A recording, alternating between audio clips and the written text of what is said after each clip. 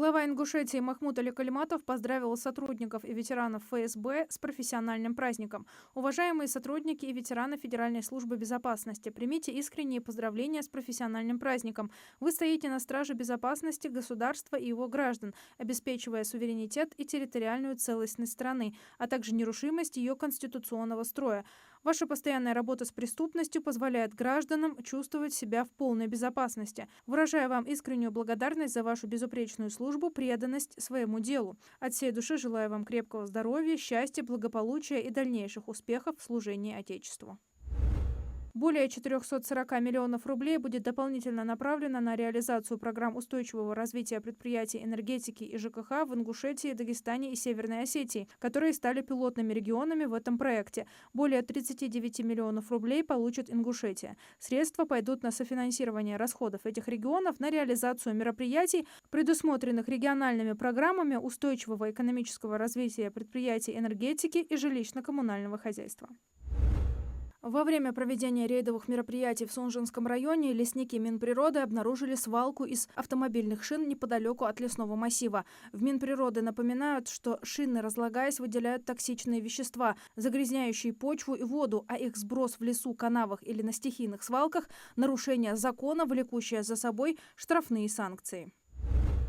Совет Федерации одобрил закон о запрете принимать в школы детей-мигрантов, не владеющих русским языком. Для зачисления нужно будет пройти бесплатное тестирование на знание языка, достаточное для освоения программы. Тех, кто не сдаст, не допустят до обучения. Разрабатывать материалы для теста, критерии оценки и определять минимальное количество баллов должен будет Рособорнадзор. Кроме того, в школу нельзя будет принимать тех, кто находится в России незаконно. В случае принятия закон должен вступить в силу 1 апреля 2025 года.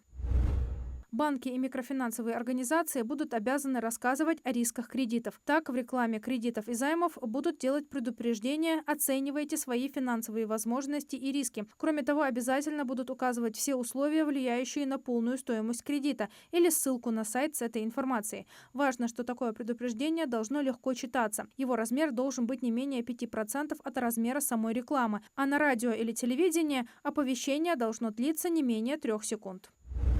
Минтранс России активно работает с авиакомпаниями над вопросом обязательного размещения детей в самолетах рядом с родителями. Об этом сообщил министр транспорта России Роман Старовойт. Также Старовойт отметил, что в рамках обсуждения рассматривается возможность предоставления российским семьям с детьми скидки в 50% на авиабилеты. Алименты хотят высчитывать, исходя из сумм поступлений на карту. Депутаты предлагают отказаться от расчета размера алиментов, исходя из доходов. Они считают, что все поступления на карту за месяц должны считаться доходом, от которого уже 25% или 50% надо будет выплачивать в качестве алиментов. В Госдуме считают, что официальная зарплата, которую вписывают алименщики, является лазейкой.